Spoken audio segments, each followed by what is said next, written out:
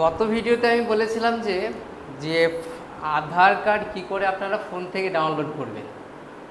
সেই ভিডিও দেখে কয়েকজন দাদা আমাকে কমেন্ট করেছে যে দাদা, বাড়িতে বসে তো আপনি আধার কার্ডে ডাউনলোড কি করে করা যায় সেটা তো অবশ্যই দেখিয়েছেন, কিন্তু বাড়িতে বসে কি আধার কার্ড আপডেট মানে অ্যাড্রেস যদি ভুল থাকে সেটা কি সমাধান করা যায়, মানে ফোনে কি আপডেট করা যায় কি না?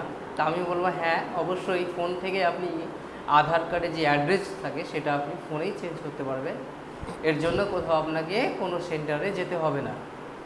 আমরা একটা জিনিস লক্ষ্য করি, কোনো কিছু যদি আধার কার্ডের পরিবর্তন করতে হয়, সে ফোন নম্বর অ্যাড বলুন অথবা অ্যাড্রেস চেঞ্জ বলুন অথবা বাবার নামে কোনো যদি ভুল থাকে সেগুলো যদি বলুন, তো তার জন্য আমাদেরকে আগে অ্যাপয়েন্টমেন্ট নিতে হয়। সেটা 15 দিন হয়, 1 মাস হয়, তারপর সেখানে গিয়ে আবার লাইন দিতে হয়।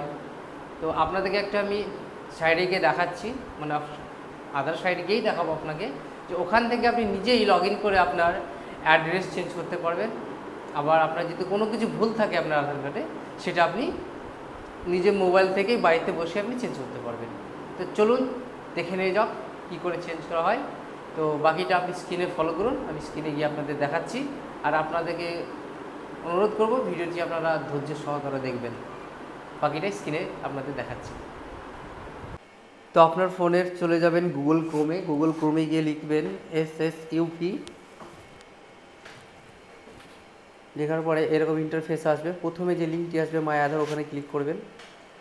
ক্লিক করার পরে আপনাকে লগ ইন করতে হবে। যে লগ ইন অপশানে লগ ইন করবেন, এন্টার ইউর আধার মানে আপনার আধার নাম্বারটা দেবেন, তার নিচে এন্টার ইউর ক্যাপচারটা দেবেন। আর আপনার যে নাম্বারটি আধার কার্ডের সঙ্গে লিঙ্ক করা আছে সেই নাম্বারে একটা ওটিপি যাবে।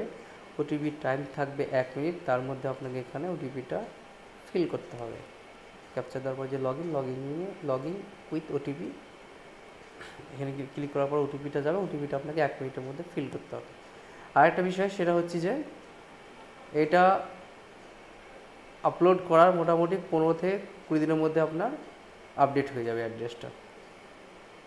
হ্যাঁ, অ্যাড্রেসটা আর কি। দেখো আমি ওটিপি দিচ্ছি এখন। ওটিপি দিয়ে দিলাম। প্রথমে দেখুন লেখা আছে উপরে অ্যাড্রেস আপডেট, ওখানে ক্লিক করবেন একবার।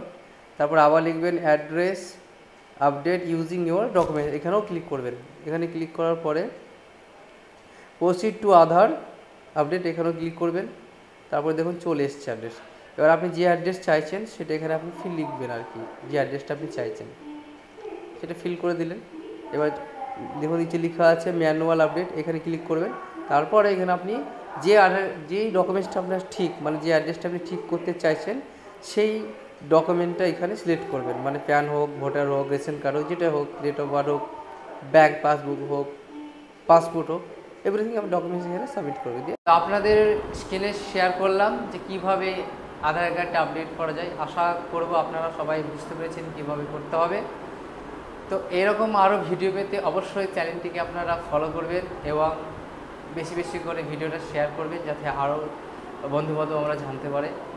এবং আপনাদের বলবো অবশ্যই ভিডিওটাকে লাইক করবেন।